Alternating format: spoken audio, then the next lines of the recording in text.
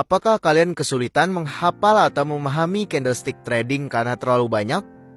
Oleh karena itu, video kali ini kita akan membahas candlestick dari konsep yang paling dasar dengan cara membongkar rahasia apa sebenarnya yang diartikan oleh bentuk candlestick, sehingga kalian tidak perlu lagi menghafal tapi tetap bisa memanfaatkan bentuk candle untuk trading kalian. Sebelum membongkar rahasia trading candlestick, ada 3 hal yang harus diperhatikan, yaitu body candle, ekor wick atau shadow candle, dan ukuran body candle relatif terhadap ekor candle. Karena dari 3 hal ini bisa memberikan arti berbeda dari satu candle dengan warna yang sama. Langsung saja kita lihat contohnya. Bisa kita lihat di sini, harga buka, lalu candle itu naik, harga itu naik ke atas jauh, kemudian ada satu candle mengalami rejection sedikit, dan candle lainnya mengalami rejection yang banyak. Apakah akan memiliki arti yang sama? Tentu saja tidak. Karena candle pertama yang bisa kalian lihat di sini mengartikan bahwa buyer dalam kontrol yang kuat. Seller hanya mampu menekan sedikit sehingga kalian bisa melihat terdapat ekor yang kecil di sini. Sedangkan candle kedua buyer dalam kontrol juga, tapi kontrol yang lemah. Karena seller berhasil menekan kembali buyer yang cukup jauh. Bisa kalian lihat di sini ekornya sangat panjang.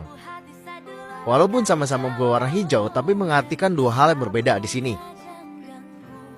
Mari kita lihat contoh lainnya. Sekarang kita lihat contoh candle seperti ini. Candle 3 kita sebut ya. Di sini, apakah buyer memiliki kontrol yang lemah atau kuat? Di candle 3 ini memang benar candle hijau, tapi karena body dan ekor sama-sama kecil, bisa kita katakan keadaan ini disebut dengan keadaan statis atau cenderung tidak memberikan sinyal apapun, atau sering disebut dengan indecision. Karena buyer dan seller sama-sama sedang tidak ada kekuatan. Berikutnya, contoh berikutnya bisa kita lihat di sini adalah candle 4. Apakah sama dengan candle 2 yang buyer lemah? Sekarang kita ilustrasikan. Pertama candle open, kemudian turun, dan lalu harga naik kembali. Maka jelas di sini buyer kuat dengan menekan kembali seller yang sudah turun tadi sebelum close candle terjadi. Maka candle 4 ini berbeda dengan candle 2. Candle 2 dia itu naik dulu, kemudian ditekan turun, sedangkan candle 4 dia turun dulu kemudian naik, ditutup kembali. Untuk candle bearish, 4 contoh yang tadi itu sebenarnya sama saja, cuma kebalikan dari candle bullish yang sudah kita contohkan tadi. Setelah memahami bahwa setiap candle memiliki arti, kita harus memahami hal lain, bahwa setiap candle itu sebenarnya terbentuk dari candlestick time frame di bawahnya. Oleh karena itu, kita tidak perlu menghafal. Mari kita lihat contohnya. Dan sebelum melanjutkan, agar kami tetap bisa membantu kalian memberikan informasi-informasi penting dalam trading, jangan lupa klik like dan subscribe untuk membantu channel kami. Mari kita lihat contoh candlestick yang dinamakan hammer dihampat sebagai tanda bullish. Sekarang kita ilustrasikan pergerakan awal dari candle ini. Pasti dia turun dulu, membentuk low, lalu bergerak ke atas dan close di atas. Lalu apa saja kemungkinan pembentukan candlestick di time frame bawahnya, khususnya di H2? Untuk menggambarkan ini, mari kita ilustrasikan. Kemungkinan pertama adalah gabungan antara candle bearish body besar ditambah dengan candle bullish body besar. Bisa kita lihat di sini. 2 candle 2H bergabung menjadi satu akan membentuk satu candle hammer. Lalu kemungkinan kedua adalah candle bearish dengan ekor dan body kecil ditambah dengan candle bullish dengan ekor. Kemungkinan ketiga adalah candle bearish dengan ekor dan body kecil ditambah dengan candle bullish dengan full body. Dan masih banyak kemungkinan-kemungkinan lainnya yang bisa terjadi di candle time frame bawahnya. Dari sini kita paham bahwa setiap candle seperti doji, hammer, bullish engulfing, shooting star, dan lain-lain yang seharusnya kita hafal memang benar mempermudah kita dalam trading. Tapi setiap pattern candle itu bisa saja terbentuk dari beda-beda candle di time frame bawahnya, walaupun pada akhirnya membentuk satu candle yang sama di time frame atasnya. Oleh karena itu, rahasianya dalam trading candlestick daripada kalian menghafal, lebih baik kalian cek apa yang terjadi pada time frame di bawah candle tersebut. Dengan begitu, kalian akan lebih mudah dan tentunya mendapatkan entry yang lebih cepat tanpa hafalan. Apakah benar? Mari kita buktikan. Mari kita ambil contoh candle pattern bullish engulfing sebagai tanda setup buy. Pertama, tentukan daerah key level support dan resisten di time frame daily. Dari video sebelumnya, menggunakan kriteria tinggi dan rendah, bisa kita mengetahui bahwa level support berada di swing low bagian ini.